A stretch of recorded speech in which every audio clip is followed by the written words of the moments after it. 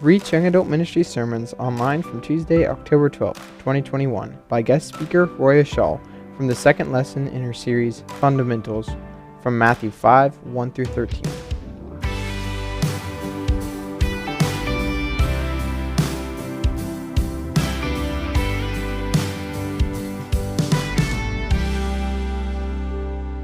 So, second time through, we're going to recap, and we're going to go through everything briefly that we talked about last Tuesday, because we left off in the middle of the Beatitudes. So, if you guys remember, Jesus just got done preaching and teaching and doing miracles all through Galilee. And so huge crowds start gathering and following. And he has now gone up on a mountainside, and his disciples have gathered to him. And so last week we learned that this whole thing was all the timing of waiting for the disciples to come to the end of themselves, the end of their expectations of life and what they thought they were following the king to do. Once they started to collapse and their kingdoms fail, that's when the Lord drew them near and started teaching them what the true kingdom was about. And we also learned that there were two audiences. There was the disciples. Those are the people that are living in close proximity and abiding in Christ and in the Word of God. And then we have the crowd, the onlookers, the people that are there for physical healing, physical desires. Not that those things are bad. We're invited to come to our King to receive healing and to ask Him for help in all things. But once Jesus was always extremely merciful and welcoming in those things, but we've been called to a much deeper relationship than having our physical life given to us the way we expect it. So last week we did a triangle, and this triangle, the bottom here is the foundation, and Jesus is the foundation of everything that we believe. And so we have our core fundamentals, and last week we filled this out, and we started putting Christian habits in there. I pray, I help, I have a ministry, I read my Bible, I go to church, I make sure I'm at every Christmas function, things like that. But those are not your core fundamental practices of our faith. Those are just Christian habits. So we started through the Sermon on the Mount. And we started in, so it's Matthew 5. And we went through the Beatitudes. And we started recognizing through the Beatitudes what our actual fundamental core values were. What are the things that we should be practicing? So if you guys remember, we had a student up here. And we filled this out and all the attributes that make you a student. You cannot refuse to study, refuse to show up to class, refuse to be flexible in time management, refuse to do the certain things that require you to call yourself a student. You can't refuse to do those things and then call yourself a student. But then in our culture, we're so progressive, we're allowed now to call ourselves whatever we want, whether we have the core fundamentals to prove it or not. So I don't want us to believe in the lie that at some point in my life I could have said, oh yes, I believe in Jesus, and I got baptized, and then I walked away from it totally. That is not what the Christian life looks like. Don't believe the lie that there's not supposed to be change. We have been told that there is change. And that change comes from a submitted life, a life of faith, a life of belief, not just a life that says, oh yeah, I'm a child of God. I cashed it in, but I'm going to live my life the way I want it. So don't believe that lie. Grace is free. What we believe and what we do, it is free. It's the free gift of Jesus. But by golly, it is not cheap. It has taken everything I have to get rid of old habits, old thoughts, old lies. And it's been a long walk. And it's not one where you and I get to say we made it. It's one that we are going to do all the way to the day that we die. So that's where we left off. We went through the first set. We left off at pure at heart, but I want to recap.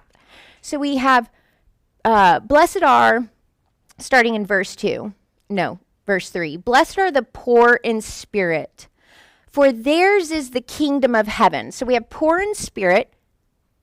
Theirs is the kingdom of heaven. Okay? So if you're not gradually seeing this develop in your life, what's the opposite? Okay? We don't get to say, I'm a child of God. I refuse to work on that, but I still get that. Okay? This is a lie if you do believe that. Right? Now we're going to go to the next one. Mourn. They shall be comforted. If you refuse to mourn with the body of Christ, you refuse to mourn about your sin and the sin in others' lives. You refuse to seek help from others. Will you be comforted? If you're self-sufficient in everything and you refuse to have help in anything, or you refuse to be broken and admit it, okay? So meek. Blessed are the meek, for they shall inherit the earth. The meek are the ones that are teachable, and they get along with others. And so if you are not meek, you're not willing to be trained, you're not willing to be a disciple, you're not willing to let go of the old man, the old woman, to embrace the new identity, the new adoption, to learn day by day. Think about this. We have a lot of adopted children in this church, and I have a family that I'm real close with that they just adopted a 7th grader. She did not all of a sudden go, I'm adopted, I know exactly what my identity is. Absolutely not. She may have been adopted, just like Jesus' righteousness and holiness, everything was imputed on us, but you just got started. So this young girl that just got adopted into the family, she's got a choice to make. She going to be teachable, moldable, humble? Or, like a lot of us stubborn kids, they kick the buck. Adoption's hard. Adoption's hard in the spiritual world. Okay? Same concepts.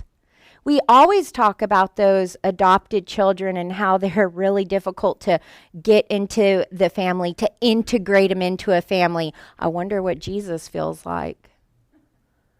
He's like, yeah, I know.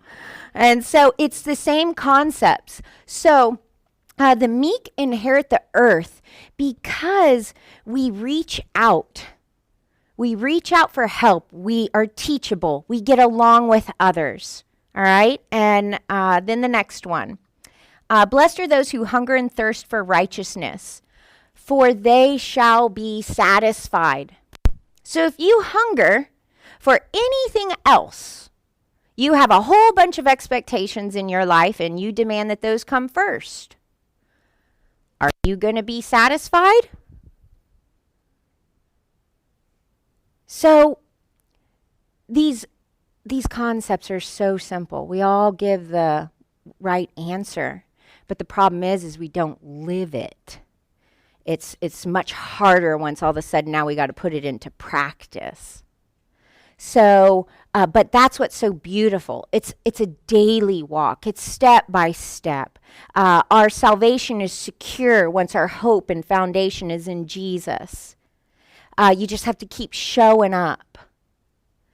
So, okay, the next one.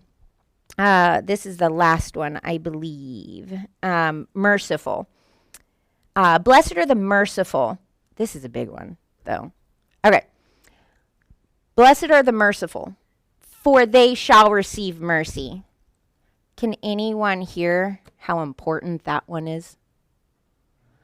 I mean, we are supposedly receiving mercy.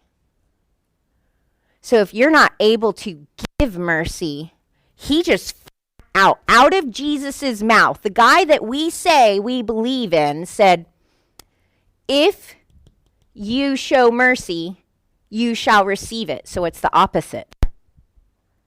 You're not a merciful person. Are you going to receive mercy?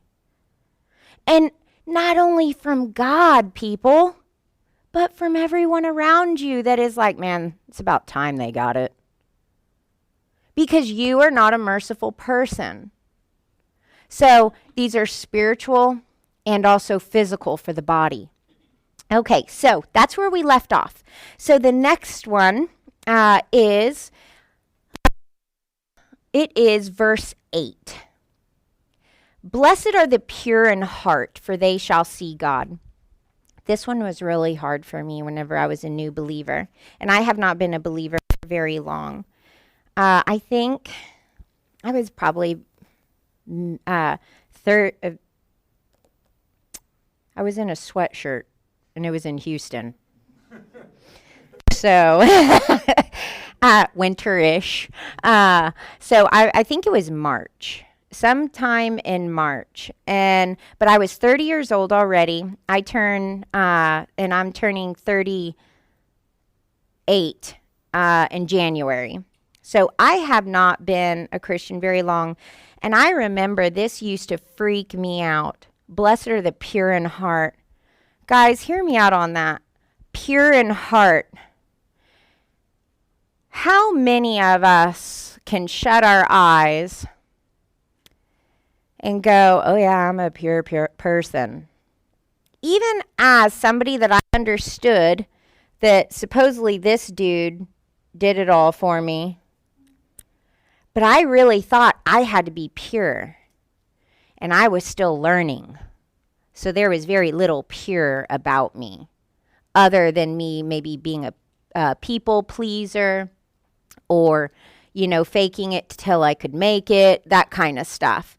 But I would approach people trying to be this new Christian, but it was really difficult behind closed doors or when I was alone.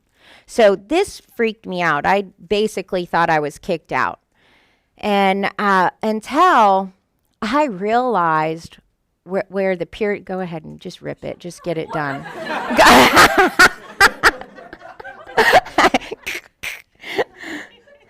So, the purity, oh man, I was telling Haley about this. I'm allowed to pick on her. She belongs to me. But there were most nights, so I had this pillow. I'm sure it was passed down from generations because I'm a massive hand-me-down person. But I just silently cried all the time, wondering how long I was going to be able to keep up this game. Oh my gosh, I was like, okay, Jesus, I'm like 6 months into this and I am already exhausted. I really don't like any of these people. I didn't feel the need for them, didn't want them, really didn't want a relationship with them. I still get social anxiety. And I'm a loner. I mean, I'm an extrovert in a lot of ways, but I do love being alone in my pajamas. And anyone that knows me knows that. And yeah, so this was really difficult. And when I found out, it was growth, took a while. It was about 3 years later, whenever I was done, couldn't do this do-gooder stuff all the time. I was a total failure. I was getting better at going like 3 weeks before a face plant, but I remember I collapsed at my table. I was always real good about being in the Word, and I said, "That's it. I give up. I needed you to be gutted like a fish. I needed it. I needed you to die. I needed you to die a miserable, painful, terrible death." He made me say it. I needed him. And I couldn't bring myself to say that because I wanted to earn it. I wanted to please him. I wanted to please people around me. I wanted to be his girl. I wanted to be his sidekick. But I didn't realize that no, he didn't need any of that from me. He needed me to accept his imputed righteousness. And that's kind of when that whole fancy free thing started. Haley understands that term that I've tried passing to her because it is something that I was so rigid, I didn't understand freedom in Christ. And so Jesus started teaching me about being fancy free. And so at that moment, that's when my life I started being able to make decisions. Now we're getting to the heart part. So purity is an imputed righteousness because of the work of what Jesus did. That had to be the biggest breakthrough. And it took 3 years to get there. 3 years of me being a Bible bully to myself and to others. And so now the heart part, the heart is your spiritual center. This is where your Christ likeness will grow. And we all know that what comes out of the heart, fill it. What comes out of the mouth is the flow of the heart. What is that? I'm having... Thank you. And yes. Yeah, come on, Philip. Somewhere in the Bible.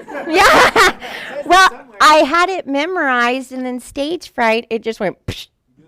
Okay. So, all right. So the heart. Pure in heart. You can't have the pure part without the understanding of what he did for you. Your purity is not you. Then the center of your life will completely change once you realize what the Father and what he has done for you. It all of a sudden frees you up to do good, not because you want something from somebody or you want physical blessings from the Father, but because of what Jesus Christ did for you, because you realize the amount of face plants you make on a daily basis, yet you still have breath in your lungs, and I'm a massive face planter. I don't face plant, sorta. I'm usually really good at it. And I tell you what, I'm so used to him picking me up, brushing me off, and going, "We ready for another day?" And I'm like, really? I'm not grounded? I don't have to go back to like level 1? And he just picks you up right where you are. And these things are what changed my center. So pure heart is not your physical righteousness. It's an internal righteousness. And as you grow with Christ, as you are hungering and thirsting for righteousness, as you're learning who he is, the heart of the Father, your center changes. So that's pure in heart, and they shall see God. These are some of the biggest things that, as I walk with the Lord, I am constantly seeing His grace and His mercy on my life. Every time I look back to remember, I go, holy crap, how did I get here? Because I sure as heck didn't earn it. I have way more face plants than righteous acts. So that's how you see God, in all your weaknesses, in all those secret places that you and Him truly know. I know what you did last summer. And so He knows it. He knows what you did last summer. You guys had a conversation about it, hopefully. But He dusts you off. He lifts you up right where you are, and you keep going. So that's where we see God. And I thought that that was kind of beautiful. He showed me that just yesterday. Because I was like, how do we see you? And He was like, because you remember. So how many of you are meditating upon the things God has done in your life because of His mercy and His grace? Okay. Oh, otherwise, flip side. Pure in heart, are you going to see God if you're not growing in these areas? If you want to see more of God in your life, you got to work in these areas. Okay, next is peacemaker. That is verse 9.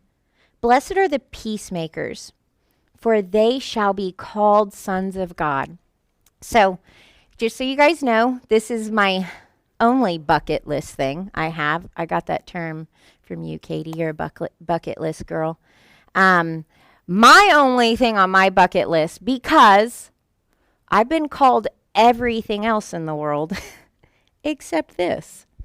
They shall be called sons of God. When I die, guys, I tell you what, there is only one thing I want to be known for. One thing.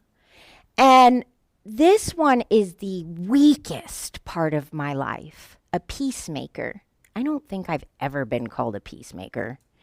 Now, I do have some things in my life where the Lord wanted me to kind of define this a little bit, but I had to start with what a peacemaker is not. And I'm sure that you guys would have some other examples. So if you have a really good one that you want to add, please do so.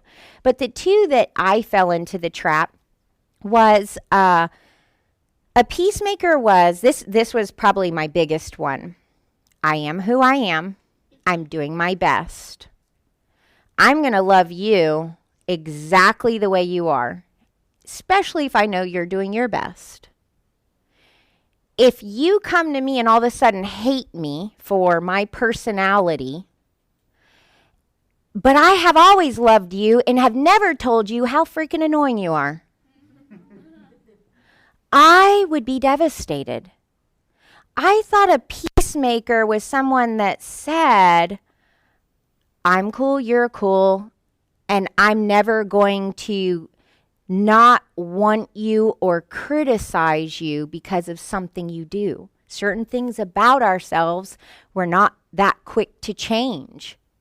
And so as a family, in my family, I hear, my family was just really big on criticism. Maybe that was to toughen us up. But it didn't help me really, just made me hard. And so I have a nickname Big Mouth, annoying. I've always been told my voice is very annoying. That's why I don't like to hear myself recorded. I'm too much. You did it again. You don't know how to play the game. That's always been your problem. These are the things that I have been told my whole life. And I have to fight those thoughts because they're ingrained. So I have never wanted anybody to feel unloved because I understood there were some things we just couldn't change about ourselves. I woke up one day and it was me. I didn't get to itemize. So I didn't want others to feel that way. So that's what I thought a peacemaker was. And then the other one is to go along and get along. I am not that type of person at all, but I have seen a lot of that in my life where people just go along to get along. So is there any other examples? Does anybody else have any other peacemaker, like a lie in that concept? Because Jesus is the Prince of Peace. This is actually a name of his. So I know Satan's out there in multiple ways to destroy it. And so, if there is any other way, you guys feel free to share, but I'm going to keep going then. So let's think about who Jesus was and is and will always be. He is the Prince of Peace. And what did he do? He reconciled. Okay? He unified. He rescued.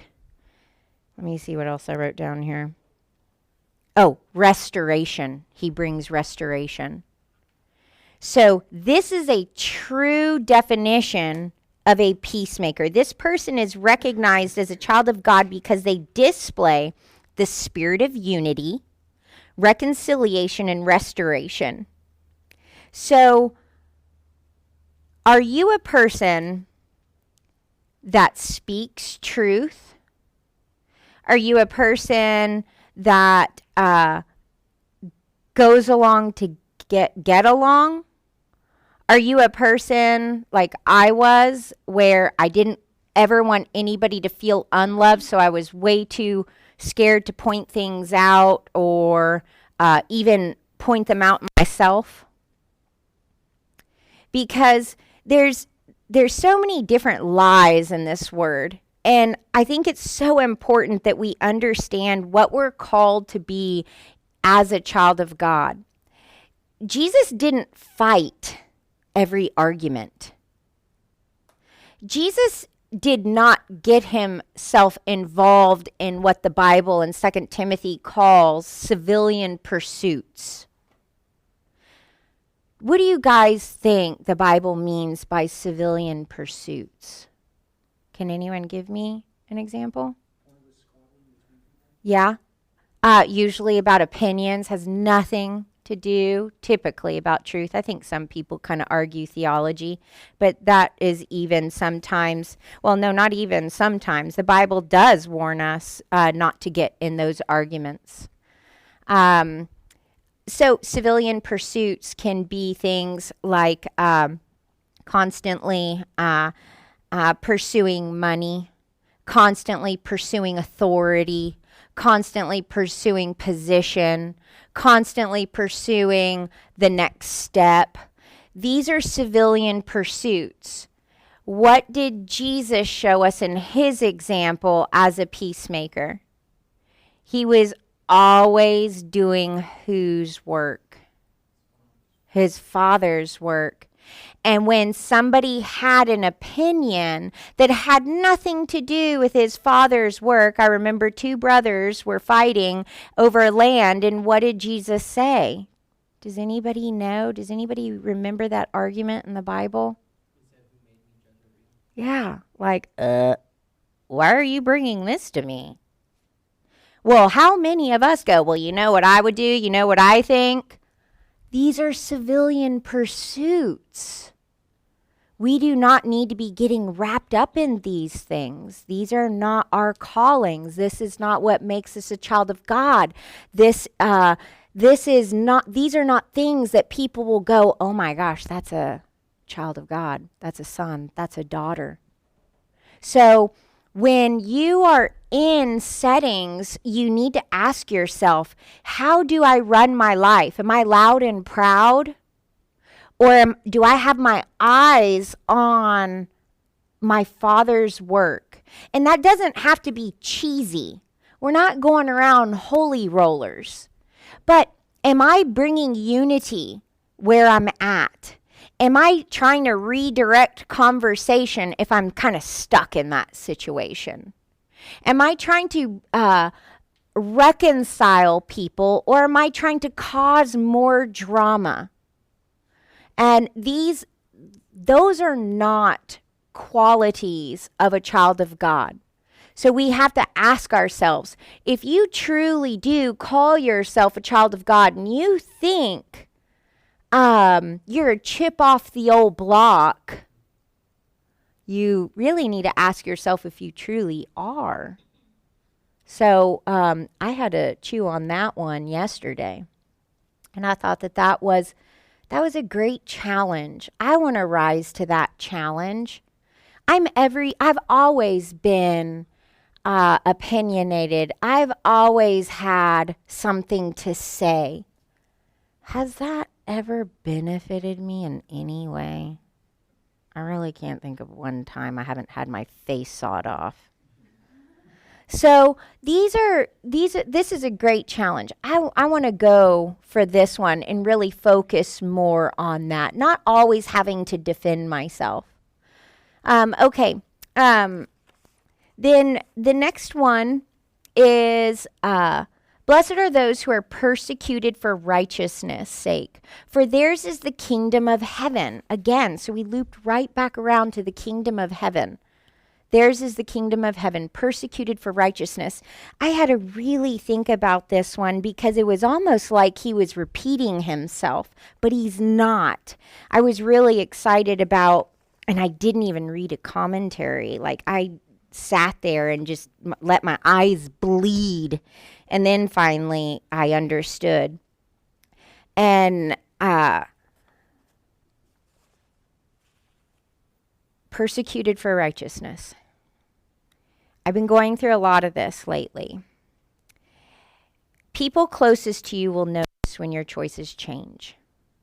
Okay? So, these are letting your works be known, okay? Because others around you will glorify the Father. But when people do not want to glorify the Father, and they do not have the same lifestyle as you, they start noticing the way you spend your money and your time. They start questioning your choices. And don't they all always have an opinion? That just doesn't make any sense. God wouldn't want you to do that. Why are you spending that much time at church? What is God on fire? Is he bored? My dad likes to say, is your God bored that all y'all have to talk to him that much? I'm like, no, Daddy. And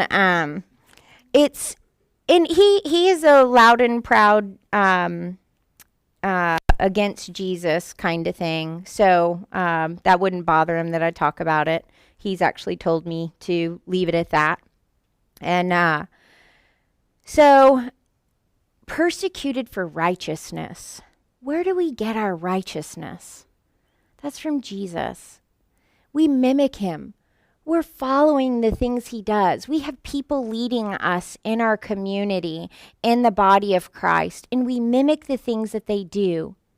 When I became a member of this church, I have slowly but surely started adopting a lot of the same customs and habits of the body that I'm in. And that has stirred a lot of persecution from my family. So it's more, this is just kind of, I'm sure there's other things, but this is what Jesus wanted me to speak on with the differences for today's purpose. So then when we go to the next one, okay, so let me add this. Persecution for righteousness. Theirs is the kingdom of heaven. As I adult and learn to put boundaries and separations where I see I have to, not because I want to.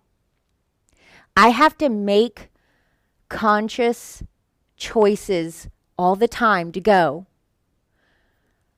am I more concerned with my earthly identity or my heavenly one?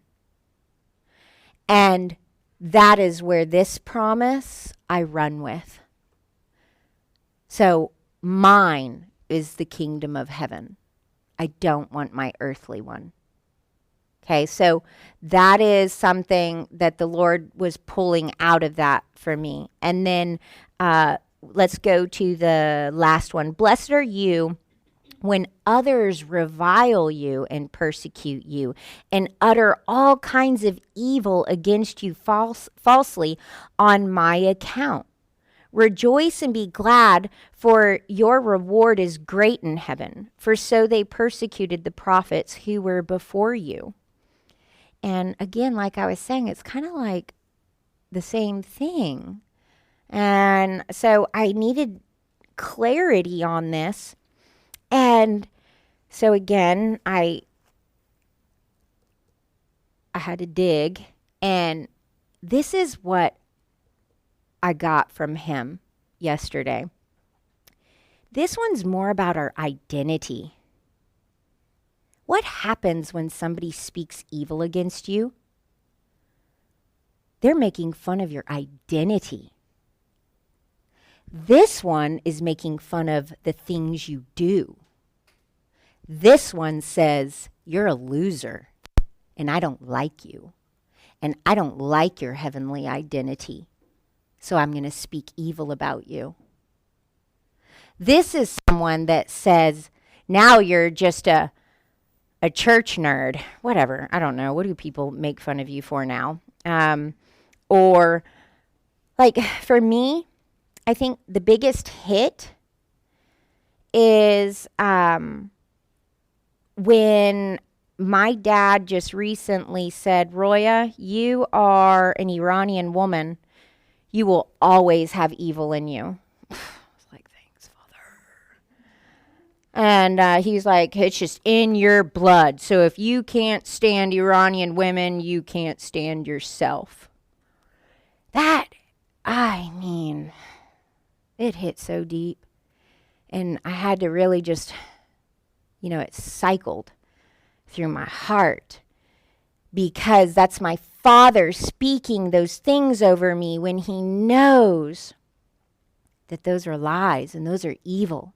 And he knows that those are not things about me.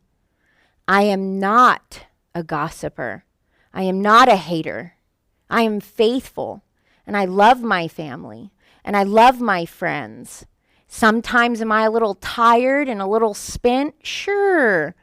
But that doesn't take away my identity. So when people revile you and speak evil of you, that is somebody, if you care about your heavenly identity, that's what this is about. Isn't that what the prophets were? They were like, that is not what God said. You are definitely not a prophet. Let's kill him. Right? They were stripping him of his identity as an Israelite, being told, So if you are a child of God, and these are the things that you're pursuing, and as people are making fun of or speaking evil against you. The other one was I was a snob and I was arrogant now that I was a child of God. Or I'm self-righteous, hypocritical. These are the ones we know. Just because we say this is the truth. Oh, you know it all. There goes Big Mouth again. She knows it all. That's that stuff where we're like, no, but really, Daddy said this was the truth. That's someone making fun of our Father. That's someone making fun of our home, our family, our country, where we're going to be forever. And they're speaking evil against it when we know it's everything. And so it crushes. That's why that one hurts bad. We can't stand it when people speak evil. It's an identity thing. So, but the promise, your reward is great. And if people are not persecuting us for our righteousness, if certain people, and these got to be people you know, okay? People you know do this stuff mostly. This is usually where our heart gets broken. Where you thought they were going to be so happy for you and proud of you, and all of a sudden they're saying terrible things. These are the people you hang out with, and they knew your habits. They knew where you spent your money. They knew where you spent your time. They knew what you did on a daily basis. They know how you used to talk. They know how you ran your life. These are the ones that persecute, typically. I mean, not in every situation, typically. And these people have to be close enough to you to make fun of you and say things that are not true. Otherwise, really, I mean, come on, we've all been flipped off by someone in a car. We're like, wow. But so that's why I'm saying these things, these have to be people that you typically, you know them, and they know you.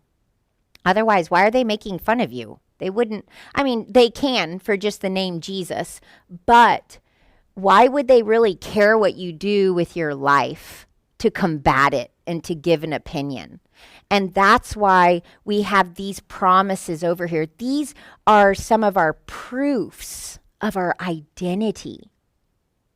And if you don't have these proofs, then you need to check out the peacemaker category and see if you're just going along to get along.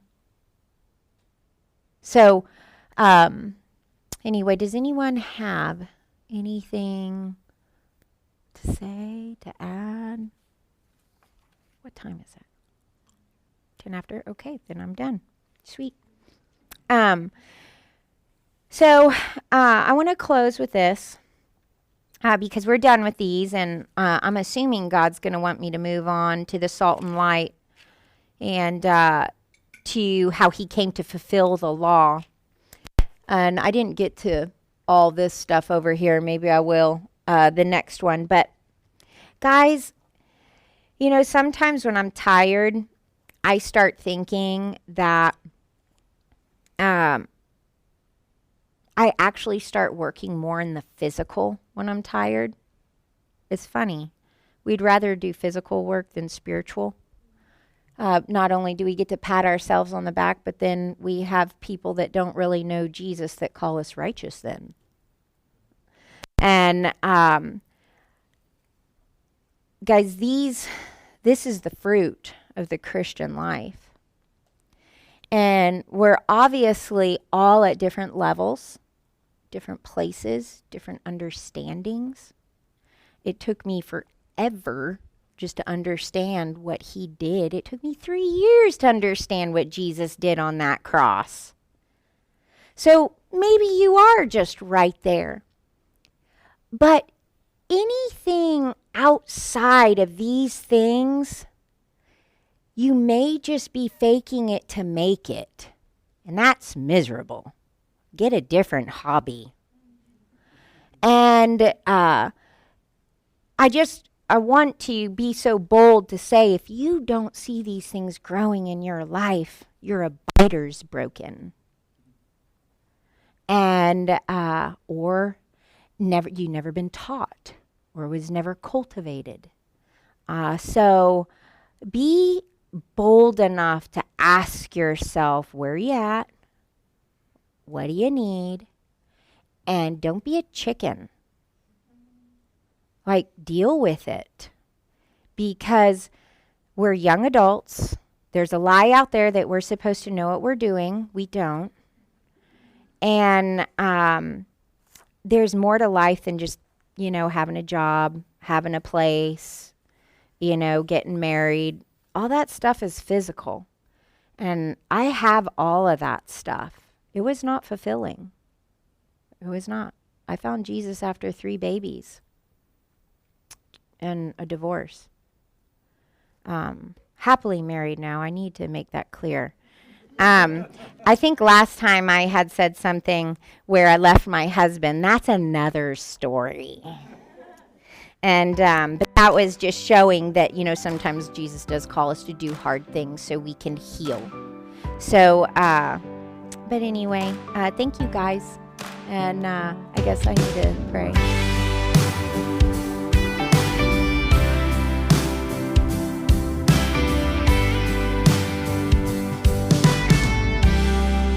If you enjoyed this episode of the Reach Podcast, please be sure and like and subscribe to our content. You can find us on Spotify, iTunes, and wherever you find your favorite podcasts. Also, you can find us on social media by searching for reach.tulsa. Find us on our website, evergreenbc.org/reach. I also want to invite you to come be a part of our community. We meet every Tuesday night at 6:30 at Evergreen Church in South Tulsa on 111th Street, just east of Mingo. God is moving in the lives of young adults all across the world.